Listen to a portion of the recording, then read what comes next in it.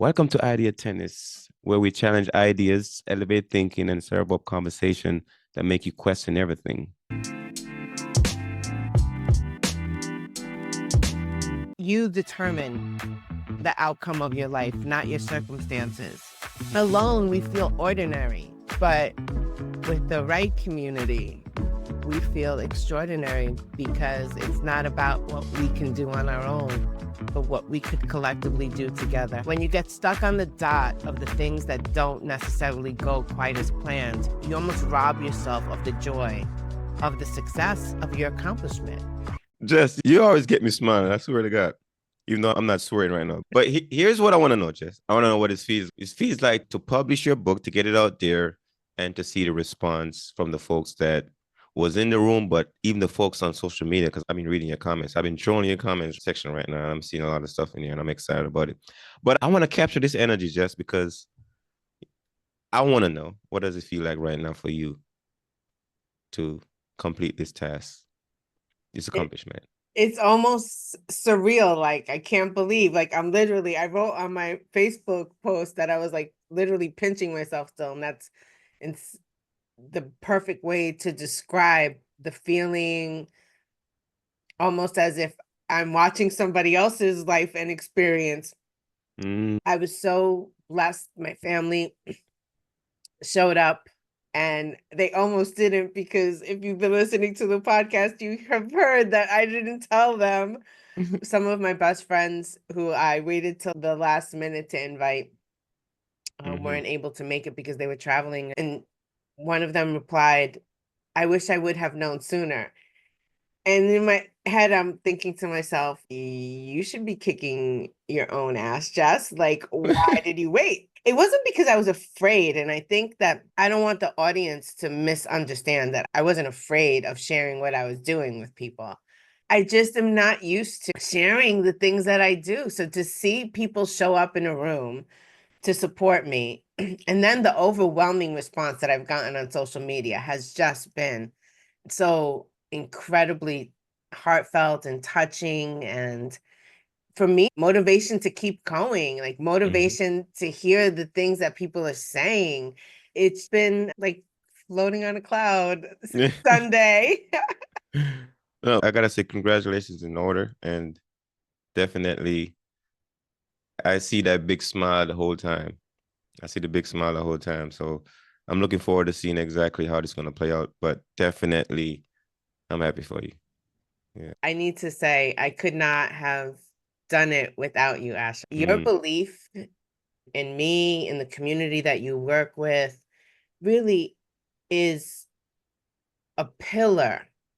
If I had to say there are 4 pillars, and I won't say the other 3, we'll leave that for another conversation, but one of the pillars of your program is the amount of belief and confidence you instill in other people to show them that not only are they capable, but they are more than capable, with community, with experience, and not their experience, because I didn't have experience writing a book, but with your experience, that they can accomplish something that most people only dream of, which is being a published author.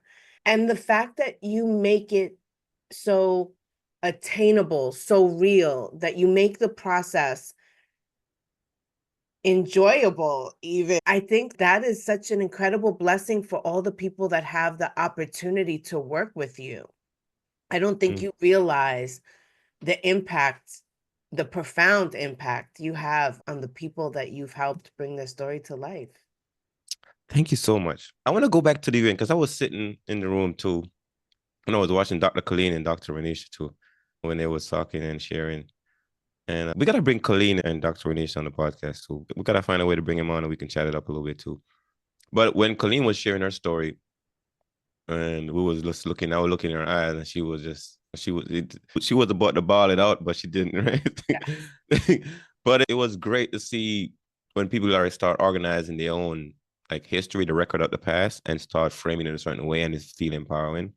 And it was good to see that in the room as well. So it was good to have them in the room with us too on Sunday to talk a bit. Yeah. That felt good. That felt good for me. Just noticed that. Yeah. Yeah, that room had three women of color that were PhDs that had doctorates. That in and of itself Mm-hmm. is like rarely ever heard of. Three women of color who believed in their not only believed in their ability to create change, but to be change. When you Mm-hmm. hear Dr. Colleen's story, and she got emotional at the part when she sang how she was walking across the stage and she was singing Que Sera. And if you want to know more about that, you have to buy Memoirs to Millions on Amazon. But it was such a poignant moment to see how one thing that someone who you trust and believe in you because and believe Mm-hmm. in them because they believe in you, like her aunt, could change the trajectory of her entire life. I'm gonna say some. One person, Asher, one person. I know that's all it takes. Sometimes is that one person believe in you. And let's kind of add something here too quick because Dr. Colleen, her book that has most of her story in it is the one called Dare to Ignite Your Dreams. That has a lot of story in there about her journey. Because when she was talking about how she wanted to be a doctor when she was younger, but then see it played out and actually achieving it, and then not, because when you look at the family structure too, right? A lot of time in certain family, either first PhD, the first doctor in the family, that makes a big difference. I think for her, that's probably I think she's the first one in her family.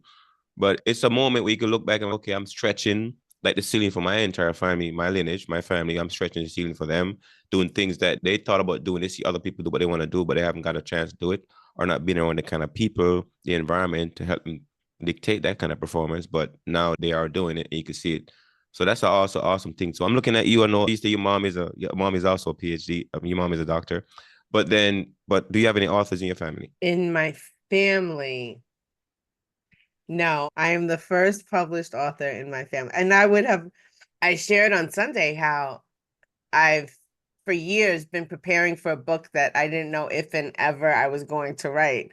And I Mm-hmm. have all these pages of essentially a memoir. I don't even know what I would call it. A reflection, a remembrance of all Mm-hmm. the Mm-hmm. things in my life that I feel have importance not only to me but to other people, or something that I experienced that I feel can add value to someone else's life.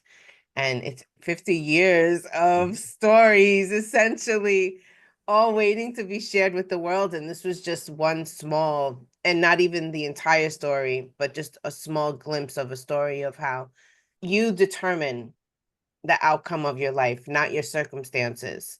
But you need to figure out what is the thing that you need in order to be able to overcome those circumstances. And I think for me, at a very young age in life, I realized that community Mm-hmm. was the thing for me that I needed. As much as I have always poured and want to pour into people, I needed people to pour back into me, but not just any people, You're because right, people. yes, the right people. And I think that makes a huge difference when you're talking about we talk about all the time. I say every day the goal is to wake up, be better, do better. And the Mm-hmm. only way to do that is to know better. And the only way to know better is to have that circle of trust around you that respects you enough to be able to share with you when you can be doing better. You need some canines. You need some Yes. incisors. You need some molars. You need some Yeah. premolars. Those are some dental terms, but we've clipped those terms into a looking at your life as a support system, looking at people as a support system. Think about the teeth in your mouth, right? The teeth in your mouth, they are broke. The dentists have broken them into different roles. They play different roles. But when you think about your life the same way, then those are a very supportive thing. Because when you don't have certain teeth in your mouth, you can tell because you eat different, you chew different. Like you take a bite of life differently.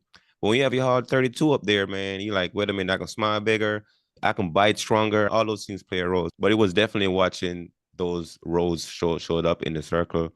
from Sunday event, and then just see people like, oh yeah, I'm there for you, Jess. I see you out there. Congratulations to you.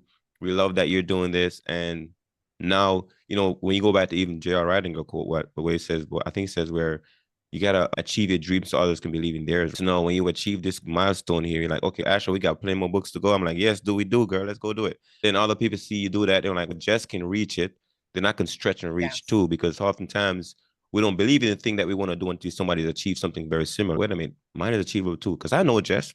She don't have no superpower. She got some power, but not super. I can do it too. So oftentimes I think that's what we need to do as a community. So once person reach something, then show you exactly how much they stretch to reach that, and the exact way you gotta reach to get that thing back. You know what I mean? I think alone we feel ordinary, but Mm. in community we feel extraordinary. Say that again. Hold on. Is that a quotable line from just today? Alone we feel ordinary, but with the right community, we feel extraordinary because it's not about what we can do on our own, but what we could collectively do together, how we shine a light on each other, how we lift each other up, how we empower each other, how we fill in the gaps for one another, and how we cheer each other on and celebrate each other, and all those things that community do or Mm-hmm. does for people is the thing that, in my opinion, makes your tribe, your community, your people, your familia, whatever you want to call them, the thing that helps you become extraordinary. You had the opportunity to meet Dr. Renesha. I didn't ask you offline, but I want to know what you think about her, because you met her a couple times on Zoom, but you met her in person now. So what do you think about her being part of the community, adding to the gang here? Her light shines bright. When she walks through the door, you feel her energy is of love and compassion. You feel it, you sense it. I think that she has a heart of giving, and that immediately when you meet her. And then when you speak with her, it becomes abundantly clear that she's on a mission Mm-hmm. to make the world a better place, to create impact, to take her profound journey that she's experienced of tragedy and trauma and turn it into power and turn it into strength and turn it into possibility for other people to realize that if she could do it, they can Mm-hmm. do it. They can overcome. They can not live in that place of trauma and tragedy and really triumph those experiences and turn them into purpose, turn them into something that has greater meaning than just those moments and experiences. So I'm excited of all the future things we're going to be doing together as a community. Thanks to Mm. you, Asher. Yes, and then I was telling the group, about how much you have changed my life too. And people don't know, but you have changed my life because I needed somebody that has more habits when it comes to structure. Let me put it that way. Habit when it comes to it. Because I think in structure too, but sometimes, I love that. I love the new thing, meaning that I like when I get a new idea, I get more excited about it than the old idea. And the power that you offer here is that you actually we do the thing, but now there's an after piece of it, like the backstage piece still gotta get worked on, right? And we gotta make sure we take care of that piece before we take on a new thing. So I do appreciate you for that. I know other people, if they listen to this right now, don't understand how important it is. I'm gonna explain it for you real quick. So when I look at my own story, my own journey, like I'm a person that I get new ideas, I want to work on them. Once I get it done, right, I want to do the next thing. Once again, I want to do the next thing, right? But then there's a missing piece of it where you gotta go back and the thing you started, right? You throw it out there, but then you gotta go back and figure out what happened once you throw it out there. You gotta go analyze and go do the after action review of that process and go back and make the tweaks, whatever. That part I am not so great at. Just I'm telling you right now, I'm not so great at it, but you're very good at it, right? You're very good at all the people like, hey, you've done one thing, but make sure this thing lasts. Make sure it hits the way it needs to hit. And that part I appreciate. You're like, oh, Asher, before you get to the next book, let's make sure this book work on this other piece of it. So I want you to talk about that process as well.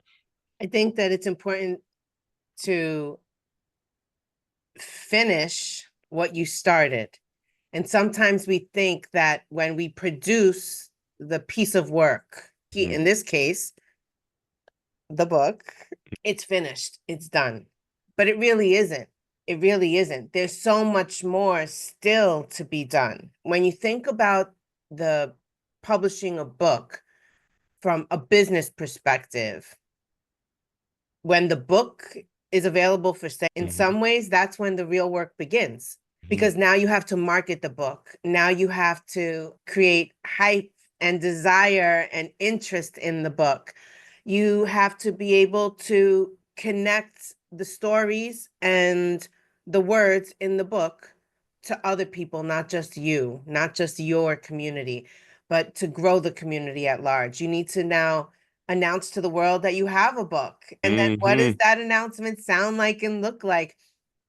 And then once you've announced it, you're thinking, so we announced, so far we've announced it two ways. We have one more way we're going to announce it. And we're actually going to, I think, invite some people who listen to our podcast to join us in the third and final major launch announcement. But we hosted a brunch, right, for the actual paper book cover. As you could see, I'm going to show you the book as often as I can on today's episode. But in all seriousness, we launched, and so we had an in-person event. We did book signing. I read excerpt, co-authors shared some stories about their portion of the book. And then I announced it on my social media, on both my Facebook and my Instagram. And the response just has been overwhelming. I went to bed and I woke up to messages. I can't even respond to all of them. And not only did I wake up to messages on my social media, but then I also had people that were texting and calling me as a result of seeing the posts on social media. So that was another way that I announced it to the world. And then we're going to have a online launch, and we're going to invite the community to join us to be a part of that and to experience the launch. We don't have a date yet. You guys will be the first to hear it. It'll probably coincide perhaps with the ebook version, which would make the most sense. And we'll have all the authors here with us on Idea Tennis, and we'll be chatting about the book and what the book means to us, and really just going a little deeper into the actual book and the tooth theory and the 5 Ps and connecting the dots for all of you guys who listen to us week after week. But I think that then having reflection on how were the announcements made? Could you have done them better? There's things that we're celebrating this event because it was a huge success. When you get stuck on the dot of the things that don't necessarily go quite as planned, you almost rob yourself of the joy of the success of your accomplishment. And I think so many of us really do a disservice to ourselves by focusing on the things that didn't work right, that didn't go right, that could have been done better. Yes, there's a time and a place for all of those thoughts and questions and conversations, but not in the midst of the celebration. And I think a lot of people fail to give themselves time and space to enjoy the celebration part, to enjoy the announcement part, to enjoy the accolade and the people cheering them on. And all of a sudden, now your friends are becoming your raving fans because of something you announced to the world you had been working on. And then when you've processed all of that joy and gratitude, and now it's time to reflect. Now it's time to see, what could we have done better? What could we have done differently? What didn't work? What did work? How do we create the systems and logistics so that these book launches become almost like a checklist that we just go down, so that we're not reinventing the wheel every single time we come out with a book? Being able to have the devil's in the details, right? Being able to identify the things that need to get done, but after you've celebrated, after you've let the joy seep in. Let the sun keep shining, my friend. Yes. We can work on the rain next. Yeah, no, like We're there because we've been doing a little bit of both. We've been enjoying the celebration, but also making pockets of time to discuss creating the systems, the logistics, and the things that we need to have in place so that the next book doesn't seem it's as much work, because we already created the systems. I think people don't realize the importance of systems and logistics. When I was the HR lady, that was my thing, systems and logistics. Why? Because they give you almost a roadmap, a plan. It's a guide in and of itself, a little book that tells you what you need to do in the order in which to do them to have the best possible result. It doesn't mean the result is perfect, but to increase the likelihood of the best possible result, these are the systems we have set in place. These are logistics we check off along the way and through the process. And this is how we modify it after each book launch to make it better. I know we have a couple of projects that we're working on that's coming up. I know it's them right here today, but we'll talk about them later on. But looking forward to see how we adjust our action or execution for the next future stuff, because this community is slowly growing in the way we want it to grow. We don't want to rush to a place where it's like, it's chaos. Like we want to take it the way it needs to take. Because nothing, even I was writing working on some other writing here too. And some words just pop out in my way. If you look around in nature, like the tree doesn't rush to grow, it takes its time. The things that are naturally moving at their pace, we got to recognize that's how life is. And then recognize that we got to do the thing the same way. If not, we're trying to rush things. Why want to rush things? Let's take time and enjoy it. Enjoy the growth. We talk about that a lot in this community. We enjoy the growth because it's valuable. It's meaningful. It's ironic that you said that about the growth. I put a hashtag on my post, gratitude and growth. And that's, I feel, the season that I am in right now in my life. I got to tell you this. I've been noticing there's a pattern in your speaking, by the way.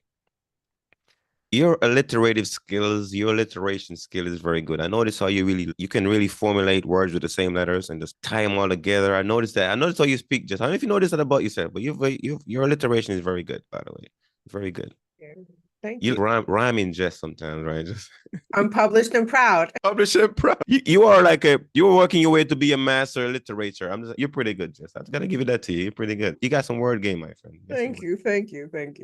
It's funny because I've always, listen, one of the things, if you know me for a long time and you've seen my journey of growth, I've always been my coach I'm no longer this. I'm still honest, but I'm no longer brutally honest. I didn't have a filter necessarily of softening the blow, so to speak, delivering the message. I've always just been very straightforward, upfront, don't mince words.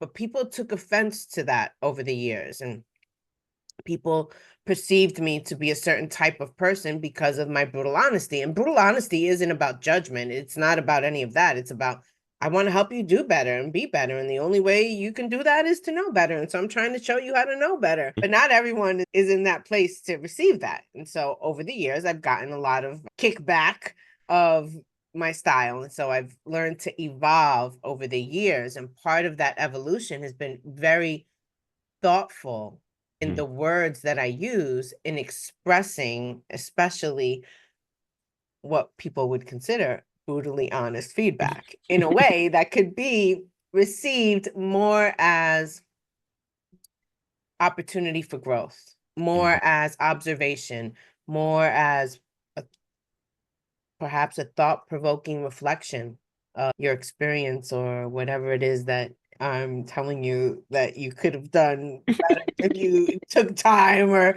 whatever it is. But that's been very deliberate and I'm going to say over the last 8 years, especially very deliberate.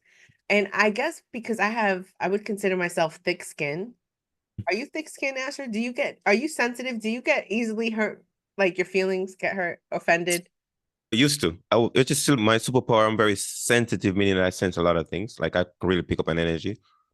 But I have learned how to process my sensitivity faster than I used to, because I used to take offense. I'm like, it's me that I can feel I can detect certain things, right? And sometimes when people say things, I can tell. So yes, thin skin what was me at a certain point, but then I transitioned into understanding, well, I'm sensing things not because it's a weakness, but because I just understand people better. I just got to realize not to take it personal. Once I realized that, that's what changed everything. I'm not taking it personal. Somebody just speaking to me. Because if they're speaking Spanish and I wasn't listening in English, And you know what they say? Why would I'm taking offense? Because they're just speaking. So I gotta figure out that I'm the person I'm making a meaning on my side. So I need to stop taking it personal. I make a better meaning versus me taking what they're saying literally. So yeah, that changed a lot for me. I think that a lot of people, more people than not, are thin-skinned and they take offense very quickly and they get in their feelings. And I've always been the opposite. I I think that has a lot to do with the way that I was raised, and that I was raised with, I said, brainwashed with confidence from a young age. So it didn't matter. If I wore a size 18 clothes and people call me fat, I'd be like, thank you. I appreciate your observation of the obvious. Thank you. I've never been the one to like be offended by it. And so I guess because of that, I lacked empathy, even though I consider myself an empath and I'm super empathetic, but I think I lacked empathy because I didn't have the perspective of the person that was feeling the offense and feeling, wow, what you just said was pretty offensive or hurtful, or and so being a more deliberate and conscious and using words that would soften the blow for the other person, but also staying true to the message was something that for the past 8 years or so, I've been very deliberate in doing. So I think we all gotta grow and recognize how our own nature works. Because yeah, I was naturally a sensitive kid and I can read emotions very well. But then I didn't understand what to do with it when I'm reading it. But then as I grow older, I start recognizing, actually, you're just keen into certain emotions of other people. But that doesn't mean you gotta take it on and feel what they feel and take offense to it. I'm like, this is not personal, right? Trying to make it professional. So if you can flip that, then it's, oh yeah, okay, I'm reading this thing. Okay, what do I do with it now? And little by little, that makes me more empathetic to myself. Actually, don't take it personal, bro. Don't take it personal. I'll take you back. I'm gonna take you back. Because even when I get to the United States, I had a lot of that. I had battled a lot of that because I had the challenge of really speaking clearer English. Because I showed up speaking that Jamaican stuff, and they was like, "Bro, what are you talking about?" But after somebody asks you to repeat yourself so many times, you make you feel a certain kind of way. Man, I'm trying to explain this thing, but they don't get it. So they think I'm an idiot, right? That's the first thing. I think I'm an idiot because they don't understand what I'm saying. And I used to take that personal. But then I realized that, wait a minute, actually get better at expressing yourself, get better at using your words, bro. And that pushed me a lot harder to understand that language is very powerful. Because language does not just describe reality, language creates the reality it describes. I got to get better at my own language. And that started happening and I started seeing things differently. So yeah, I can see people like you used to offend me. I know, I'm sure. Listen, words are powerful. They could tear you down or lift you up. Your use of words is incredibly important and matters, especially when you are speaking to someone, which is why now I've also learned, ask people before I give them the brutal truth. Can I give you can I give you some feedback? Are you open to hearing my observations? I and if they say no, I'm respectful of that. It doesn't That's Mm-hmm. fine. But it also is an indicator to me of where that person's mindset is. And generally, it's not growth, it's Mm-hmm. limited. When you have the limitation of being closed to other people's feedback because you're afraid of your feelings, you're afraid of how this person is going to make you feel, you're afraid of what they're going to say. Why? Because if you know better, now you should want to do better, in my opinion, have to do better if you know better. And so if you are allowing that, if you're opening the door for the person, the coach, the friend, the spouse, whoever, to be able to give you that feedback, now it becomes your responsibility to grow. And not everyone is ready for that. Not everyone wants that responsibility. A big part of, for the folks that's listening, a big part of the journey that me and Jess is working on other projects, big part of that theme is mirroring. The mirror is a big part of that process. And you're gonna hear us talk about the mirror in different ways, not even using mirror language itself, but it's a lot of that because when you start seeing your own reflection and recognizing, wait a minute, that's what I saw, that's what I look like, right? You start adjusting you start calibrating your own frequency more because you're like, wait a minute, I didn't know that. Because until you know what you look like, you didn't know, hey man, I got all this crap on my face. I didn't know that. But now you look in the mirror, you're like, wait a minute. And somebody's saying, hey, this is what you sound like. Because you can hear your own voice, but you don't know what your voice really sound like to other people until somebody says, this is what you sound like when you said that. Wait a minute, that's what I sound like? I didn't know that. But you gotta be open to that. Yeah. And oh no, I need to calibrate my frequency some more because now the what I want, what I sound like to myself is not what I sound like to other people. I gotta be aware of what I sound like to other people. And sometimes that shows up in your writing, right? That shows up when you're speaking, and definitely shows up in your thinking. And the only way to know what you're thinking is to see it in writing or hear it when you speak it. So you can get align all those three vocabularies together. Yes. I think I need to stop saying I think so often. And so that will be edited out of the conversation. But I'm excited for our future conversations about the mirror, the mask that we wear, the reflection. Do we recognize the version that we're looking at when we look in the mirror? These are exciting conversations to me because I think so many people can relate to them in various stages of their life. We all wear a mask. We all do. The mask changes at any given time throughout our life. The mask is a reflection of what we believe we should be for other people, for the world, for our family, generally for anyone other than ourselves. And so Mm. those are going to be deep conversations because those conversations, while some people may feel those are rooted as personal conversations, yes, they are very personal, but they play a huge role and a huge impact in our professional Mm. life.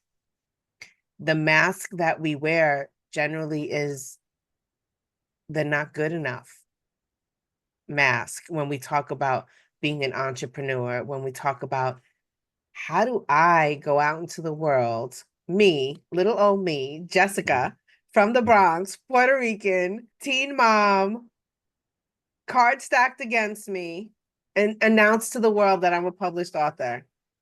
Like, how dare I? But when I took off the mask and I realized God is great, my story is worth sharing with the world, and this is just the beginning. God moves in such beautiful, incredible ways. And I'm almost like brought to tears right now. First off, I saw a movie with my mom and my sister last night about blessed Carlo Atticus, who is the millennial saint. He was coined influencer of God. He used technology to teach young people about the ministry of the Eucharist. His story is profound. I was in tears. He lived life with humility.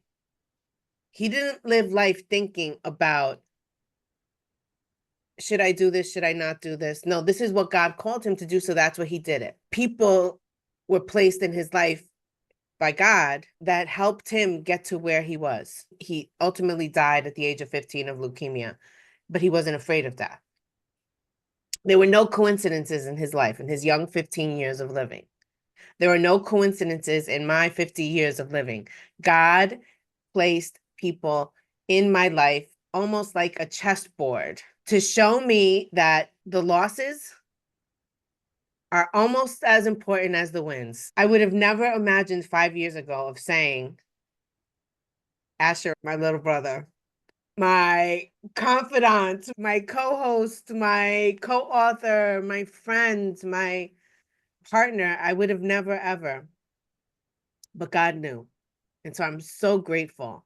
And I'm grateful for the people that I haven't met yet, for the people that you haven't met yet. Mm. Grateful for the opportunities that are waiting for us to arrive. I'm grateful for the people that are going to read this book and realize that they're possible, that their dreams can become their reality. They have a story to share with the world. They can become a part of the Memoirs to Millions community. They can have you help them bring their story to life. You said something, and I'll go back to the cars and the poker thing. When you think about some of the best stories, for example, some of the best poker games, like is the one that tell a story about I didn't have the best hand, but you know what I'm saying? But I still win. But the one that had the worst hand, but still were able to pull it off. And those stories are the great ones. So for the person that's listening, you don't think your story is like you didn't feel like it was dealt the winning hand, right? You were dealt the losing hand, but you still were able to use that hand and win. And those are people like, oh, I love the way you come back from that. And oftentimes we don't recognize our story. Like we started from a place where we was at a disadvantage, like you didn't have the winning hand, but you was able to pull it off, right? And those are the poker players. Was like, wait a minute, those are the great ones. The one that start with the lesser hand but still pull off the win. And I was like, wait, how do you do that? Ah, that's the key. So that's in your story. The person that's listening, like you feel like you wasn't dealt the greatest hand, but you still were able to pull it off. You're still here. You still were able to keep winning. And same with your story, Jess. You talk about so many things you went through. Like you wasn't dealt the best hand, but you still were able to pull it off and win. So that makes you a great poker player at life. So the same person. What is your poker face? We talk about mask. You gotta have some poker face at a certain time, but you gotta pull off that hand that you was dealt. Because not everybody was dealt that the best cards in the deck, but the one that was the worst card and still was able to win. We gotta give applause to those folks, and you're one of them, Jess. Oh, thank you. So are you, Asher. Yeah. So are you. Mm-hmm. I'm so proud, like I said, to be able to call you friends and to walk this journey with you and see where we go from here. This is just the beginning. I'm excited for this community that you're growing, that you're handpicking, that it's not just anybody, but the right somebodies that you can create impact and Mm-hmm. purpose from their story. So congratulations to you, Asher, for Thank you, Mademoiselle. yes, for the Memoirs to Millions community. And with that being said, it's time to wrap it up. I'm excited. I'm proud. I was nervous to tell the world, but I did it anyway. And now I'm just soaking up every moment of joy with pride and gratitude and focused on growth. So, any Mhm. last words from you, Asher? I would say it's a pleasure to capture this after effect, what you call the after action here with you, to go back and look at what we did and see that Jess is grateful. Because if she wasn't, I would have to go and reach across the screen and be like, yo, what's up? But Jess is grateful. So it's good to see that. All right, Asher, where can they find you? Oh, yeah. On all the platform, Asher Wright. And on Instagram, it's only asher.ra.sta. And how could they join the Memoirs to Millions community? Oh, yes. Oh, you know what? It's too long for me to explain right here. You're gonna put it in the show notes. But also my business, my organization is lifechangingwisdom.com. And they can go there and definitely you can get all the directions from there as well. But yeah, totally. You put the quiz in there. That's the best place for me to start. Yes, The Memoirs that and Millions I was quiz. just gonna say that is where you start. If you want to learn more about how you could become a part of the Memoirs to Million community and turn your life story into your legacy with Asher and the community, take the quiz. The quiz will be in the show notes, and that'll be the first step. And you'll start to connect with us and the community and Asher and see what's possible. So, with that, folks. Make it a utterly fantastic day.